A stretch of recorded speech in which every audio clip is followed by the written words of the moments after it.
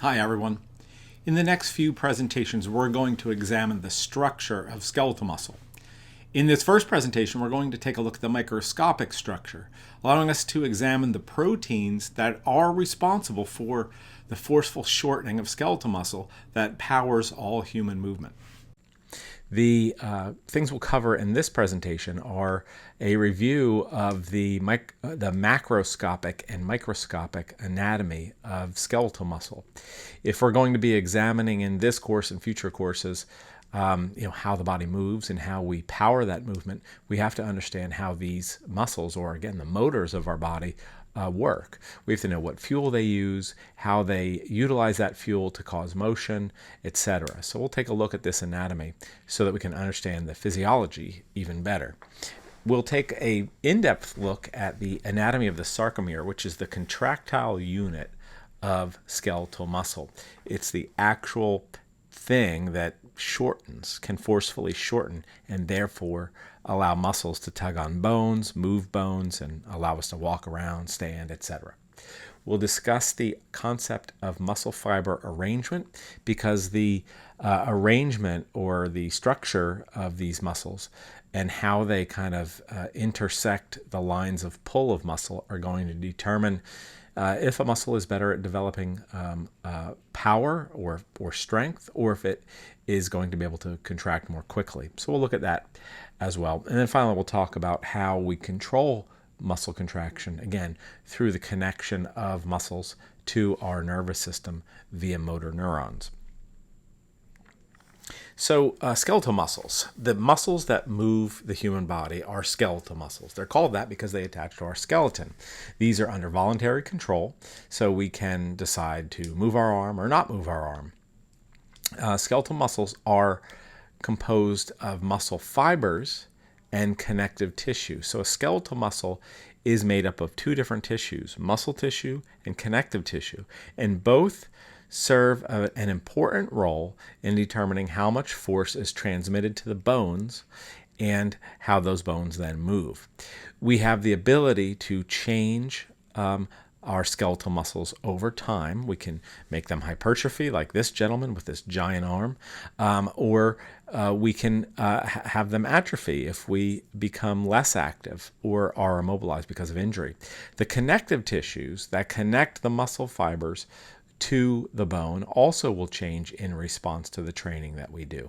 And the connective tissue component of the muscle is going to determine how these forces are transmitted, because again, the connective tissue is basically what connects the contractile unit to the bones. I kind of liken it to if I'm going to be the muscle in this scenario and you're going to be the bone, if I give you a nylon rope and tell you to hold it, and I tug on that nylon rope, you feel the tug of me pulling immediately, because the nylon rope does not have much elasticity. If I give you a large rubber band and tell you to hold it, and I tug on it very forcefully, it takes longer for you to actually feel the maximum force of my tug, because the elastic band is very elastic.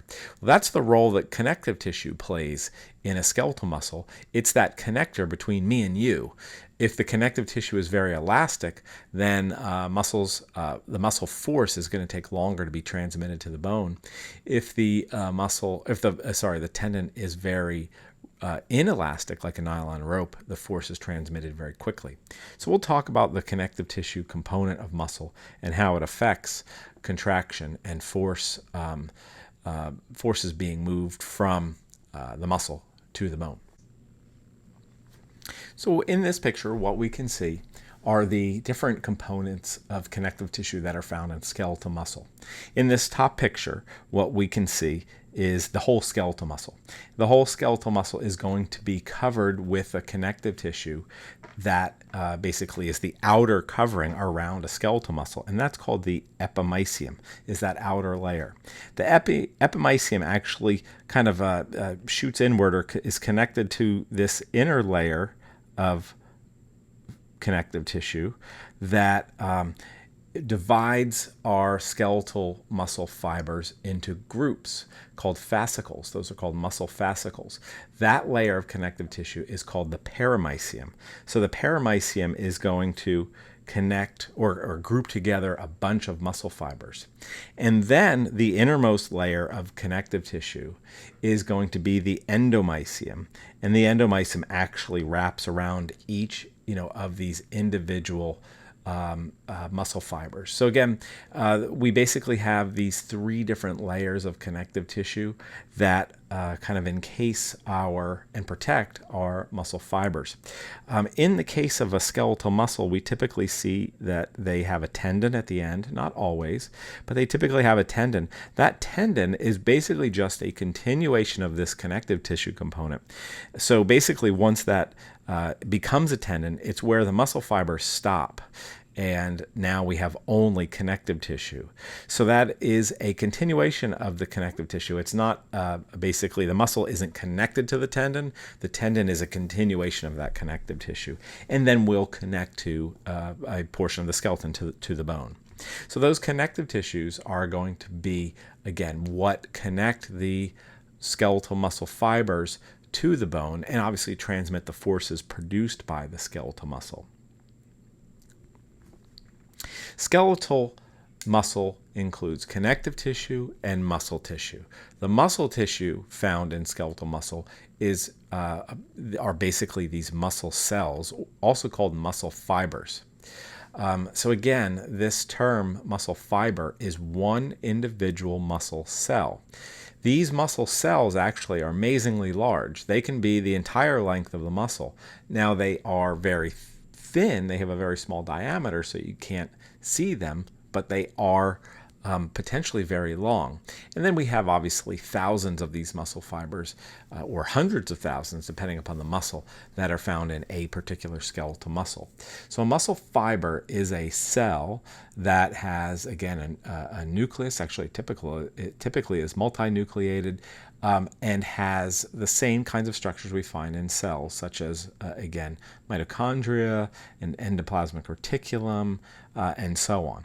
What makes a muscle fiber unique, however, is the presence of these structures called sarcomeres.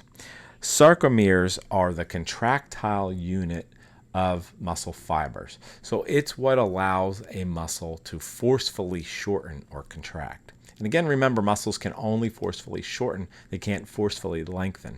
And they can shorten because these sarcomeres have proteins within them that allow for a shortening when they are stimulated in the correct way. We'll go over the process of muscle contraction occurring later on.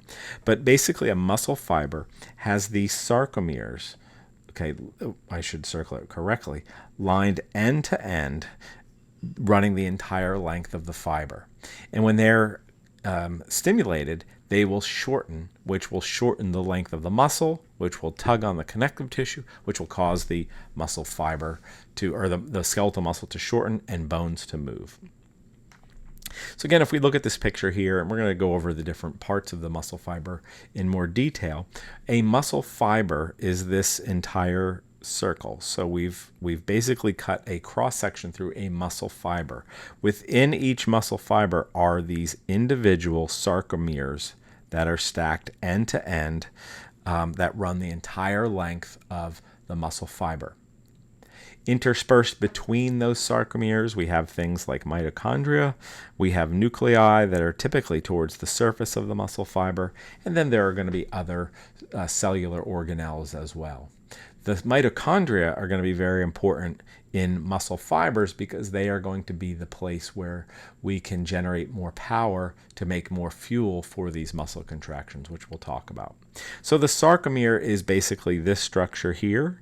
It runs from, if you remember from your basic anatomy class, Z disc to Z disc, and then we have two types of proteins found in the sarcomere.